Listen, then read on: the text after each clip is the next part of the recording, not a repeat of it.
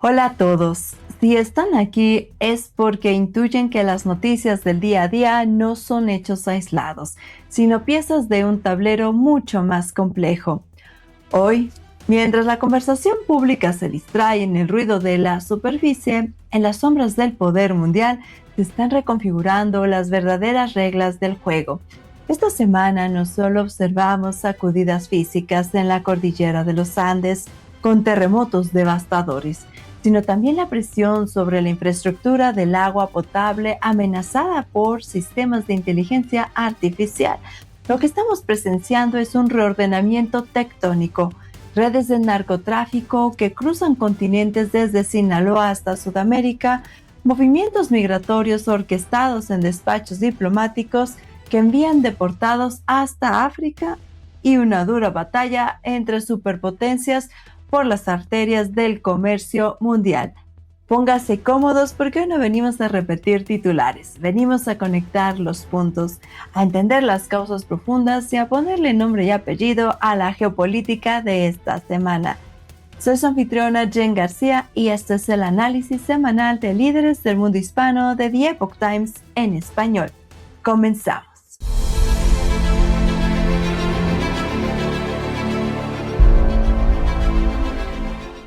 Comenzamos en el corazón del poder regional.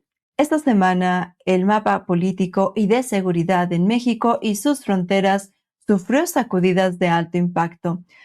En México, Rubén Rocha Moya retomó formalmente sus funciones como gobernador del estado de Sinaloa, un movimiento que ocurre bajo la sombra y el escrutinio de las acusaciones presentadas por el Departamento de Justicia de los Estados Unidos.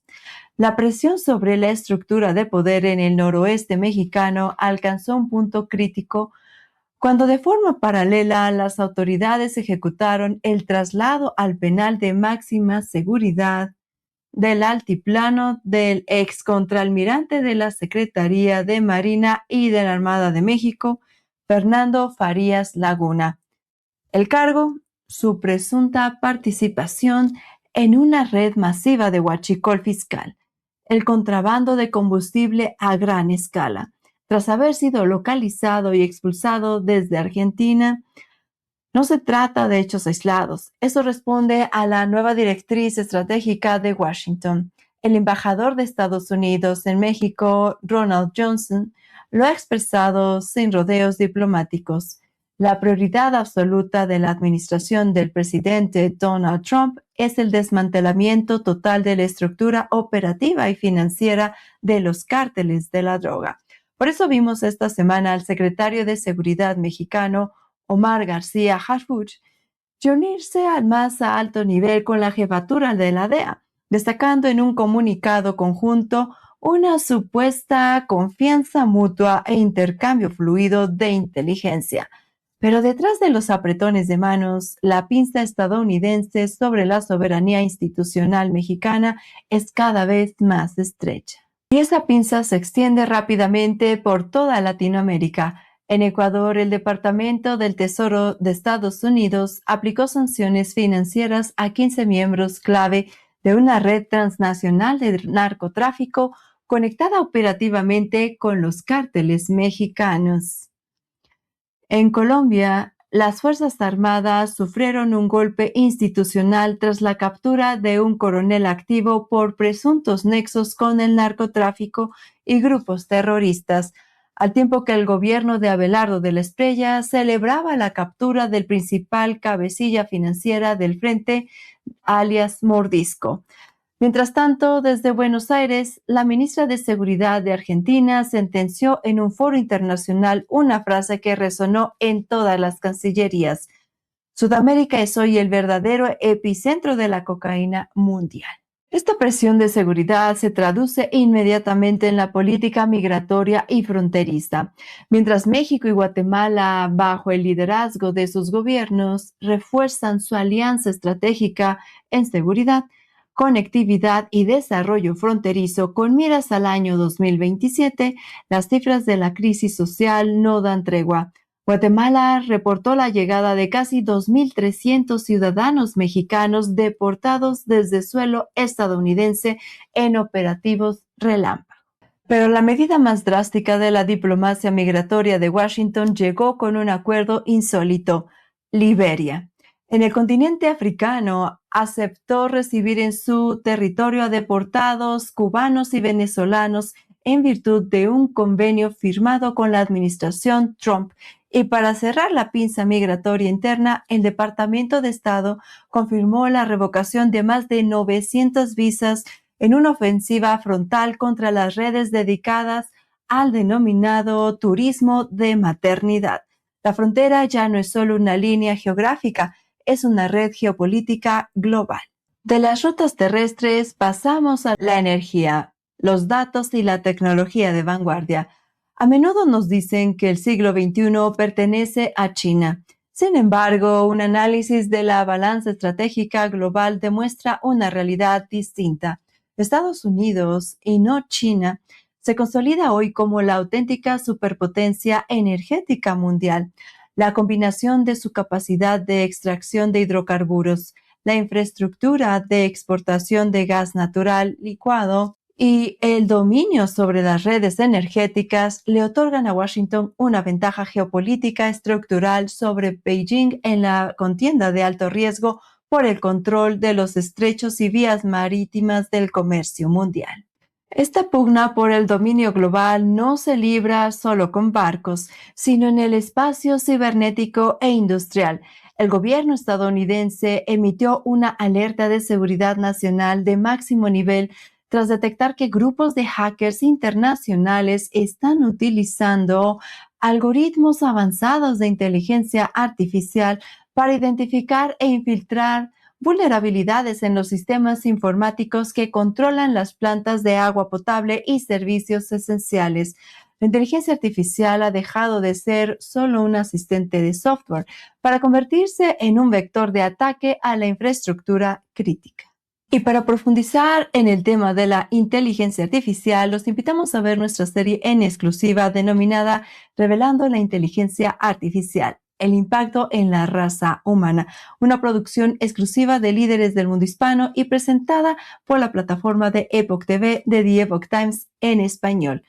Los vemos al final de este análisis semanal para darles más información. En la carrera espacial, la administración estadounidense dio un golpe sobre la mesa. El presidente Donald Trump firmó una orden ejecutiva que exige elevar el ritmo de lanzamientos espaciales del país a la cifra sin precedente de 1,000 lanzamientos anuales para el año 2030, buscando privatizar y dominar de forma absoluta la órbita baja terrestre. Mientras esto ocurre en el frente tecnológico, las fricciones comerciales y geopolíticas se intensifican. En el plano financiero regional, el vicepresidente J.D. Vance criticó públicamente al primer ministro canadiense Mark Carney, asegurando que intentó mostrarse más duro que el propio presidente Trump durante las renegociaciones del comercio bilateral. Pese a la retórica, Trump aseguró haber alcanzado un muy buen acuerdo con Ottawa que contempla la reducción estratégica de aranceles. Mientras tanto, en Oriente Medio, la presión es financiera e implacable. El secretario del Tesoro de los Estados Unidos, Scott Bessent, anunció un paquete de sanciones sin precedentes contra Irán, destinadas a estrangular los ingresos petroleros del régimen de Teherán en un momento de severa inestabilidad interna y cruzando al continente europeo 2 semanas después de los graves acontecimientos migratorios y de seguridad en la frontera con Ceuta. La Unión Europea intenta asimilar las dimensiones de la fragilidad de sus límites territoriales. Y en el ámbito institucional, dentro de los Estados Unidos, salió a la luz pública una noticia de alto impacto sobre la transparencia de la salud pública y el manejo de fondos durante la pandemia.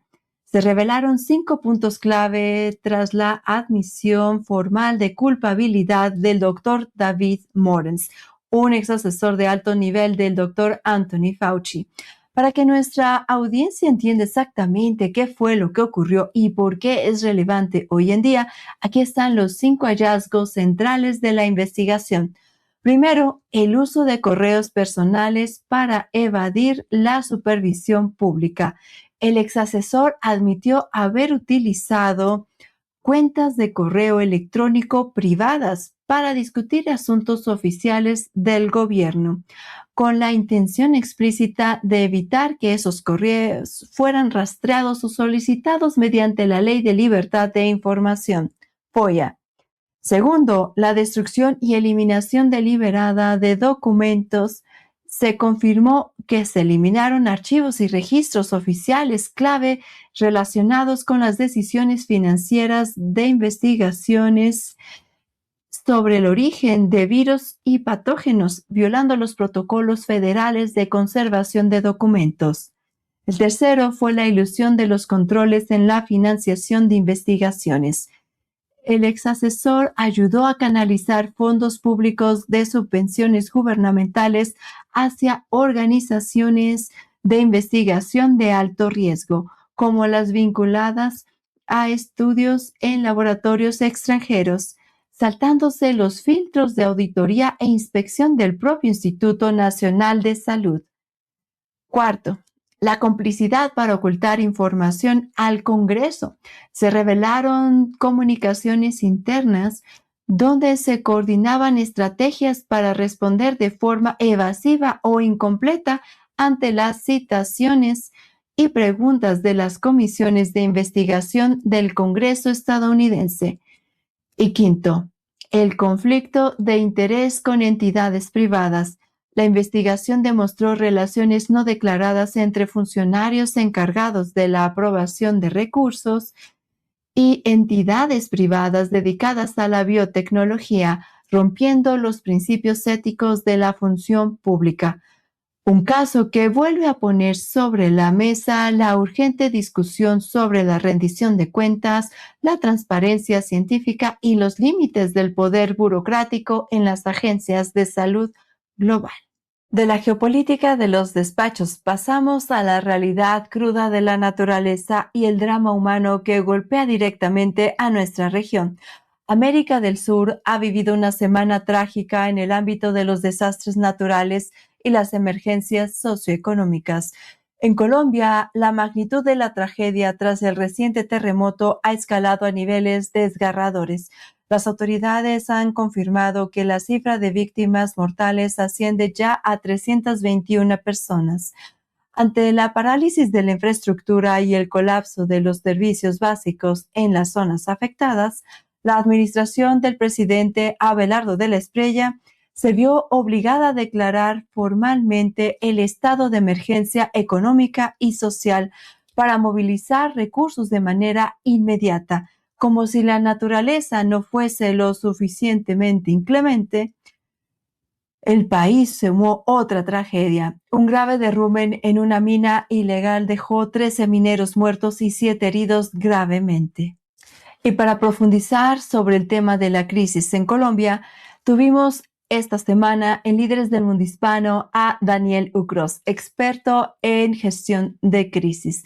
Así que los invitamos a ver la entrevista completa al término de este análisis semanal. Aquí les dejamos un fragmento de los comentarios sobre esta situación que se está viviendo hoy en Colombia. Colombia enfrenta 3 transiciones simultáneas. Primero, un cambio político.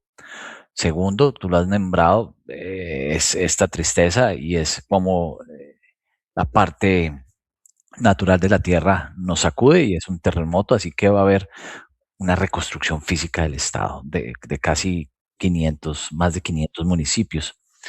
Y después viene una reconstrucción económica. Aún más, vamos a hablar también de cómo afecta esa factura en un año, que son miles de millones, billones de dólares, el realineamiento estratégico y geopolítico de Colombia. Así que, pues, Colombia en estos momentos atraviesa un momento de transformación excepcional.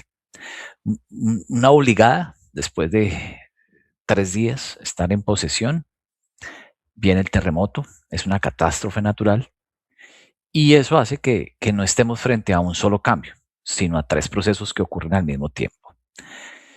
Una nueva dirección política, el enorme desafío de reconstruir más de 500 municipios, eso es lo que nosotros en Colombia conocemos como el eje cafetero. Desde la esquina del Valle del Cauca, la capital Cali fue enormemente afectada, y de ahí puedes llegar a toda la parte norte por una de las grandes autopistas panamericanas de Colombia, y es toda la reconstrucción del eje cafetero. Municipios hermosos, ejemplares y turísticos como Quimbaya, casi en su totalidad destruidos, y ahí es donde viene un nuevo pedazo, ¿no? Y es una nueva dirección estratégica de reconstrucción, aparte de todo lo que se planteaba políticamente en campaña, la sorpresa. Entonces ese ese enorme desafío de reconstruir el país después del terremoto y reposicionarse geopolíticamente con sus aliados como Estados Unidos, algunos países de la Unión Europea, Latinoamérica, que vuelve a redefinirse también con alianzas. Así que podemos verlo desde hoy, grandes señales de recuperación y confianza, porque quienes se volcaron con el terremoto ahorita, indudablemente Estados Unidos ha hecho y ha dado grandes apoyos, no voy a todavía extenderme en eso.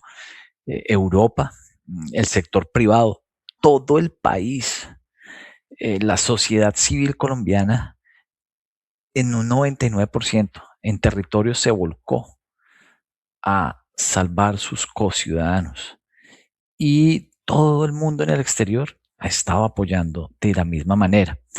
Así que podemos entenderlo desde esas 3 puntas, y definirlo así es la mejor fórmula, porque es una gran oportunidad donde los primeros anuncios no definirán el éxito de este gobierno, pero sí sabemos que, como decimos en Colombia, por el desayuno sabemos que nos va a tocar en la comida. Y ha sido un presidente que ha sabido manejar lo que uno entiende por crisis en recuperación, ha sabido manejar todos los riesgos que están colaterales al terremoto, porque la oposición tampoco ha hecho mucho de ser considerada, no con las víctimas, sino con el político de turno que le tocó enfrentar la calamidad natural. Así que la verdadera prueba será convertir esa confianza de que no haya corrupción en la inversión extranjera directa e indirecta, en los apoyos para reconstruir el país, como lo digo, reconstruir todo el eje cafetero, y todo lo que haya de ahí para adelante en el control territorial con las alianzas internacionales. Esos serán los resultados concretos para Colombia. La falla tectónica de los Andes no dio tregua. En el sur de Perú, un potente terremoto de magnitud 7.2 sacudió la región montañosa de Ayacucho. A pesar de la enorme intensidad del movimiento sísmico, los informes oficiales afortunadamente reportaron un balance de 3 heridos y daños considerables en edificaciones rurales e infraestructura vial, evitando una pérdida masiva de vidas. Sin embargo, el verdadero reto para Perú no es solo tectónico, sino climático y político. En Lima, el gobierno de la presidenta Keiko Fujimori tuvo que admitir públicamente un retraso absoluto en las obras de infraestructura de prevención y mitigación para enfrentar los devastadores efectos del fenómeno meteorológico El Niño. La gravedad de las proyecciones climáticas es de tal magnitud que el Departamento de Defensa de los Estados Unidos confirmó el envío de un buque hospital de la Marina hacia las costas peruanas para brindar asistencia médica masiva a la población vulnerable. Y más al sur, en Chile, el norte del país se enfrenta a los estragos de un temporal extemporáneo extremo que ha dejado al menos un fallecido, daños severos en viviendas y cerca de 2.000 personas evacuadas por el desbordamiento de ríos y aludes de barro. Llegamos al último bloque de nuestro análisis, un apartado fundamental donde la dignidad humana, los derechos fundamentales y las posturas diplomáticas definen el rumbo institucional de nuestros países. Comenzamos denunciando la situación en el Caribe y Centroamérica. En Nicaragua, la crisis institucional y la represión no ceden. Organismos defensores de derechos humanos presentaron una denuncia formal ante la Corte Interamericana de Derechos Humanos por la desaparición forzada de 7 personas a manos de las fuerzas de seguridad del régimen de Daniel Ortega y Rosario Murillo. En Cuba, la presión social ha alcanzado un punto de ebullición insostenible. Según los informes más recientes de organizaciones no gubernamentales internacionales, la isla registró un récord histórico de protestas ciudadanas durante la primera mitad de este año 2026, impulsadas por el colapso continuo del sistema eléctrico, la escasez crítica de alimentos y la falta absoluta de libertades. Como respuesta estratégica ante este panorama, el gobierno de Estados Unidos anunció un nuevo y duro paquete de sanciones dirigido a golpear las estructuras operativas y de financiamiento del régimen. Las medidas van dirigidas específicamente contra 3 altos dirigentes del aparato estatal y 9 entidades cubanas acusadas de articular e instrumentar redes de influencia subversiva marxista a nivel regional. Para entender el alcance de este bloqueo financiero, el Departamento del Tesoro puso en la lista negra a las siguientes 9 estructuras y empresas clave. 1. Grupo de Administración Empresarial Sociedad Anónima, GAESA, el poderoso conglomerado militar que controla los sectores más lucrativos de la economía cubana. 2. Cimex Sociedad Anónima, la principal corporación comercial e importadora del Estado. 3. TRD Caribe, tiendas recaudadoras de divisas, la red de tiendas estatales que gestiona el comercio en moneda extranjera. 4. Unión de Construcciones Militares, UCM, entidad encargada de las obras de infraestructura y logística militar del régimen. 5. ECASA, empresa cubana de navegación aérea y servicios aeroportuarios, la firma que controla la gestión aeroportuaria y el flujo migratorio. 6. Grupo de Turismo Gaviota Sociedad Anónima, la gigante cadena hotelera operada por las Fuerzas Armadas.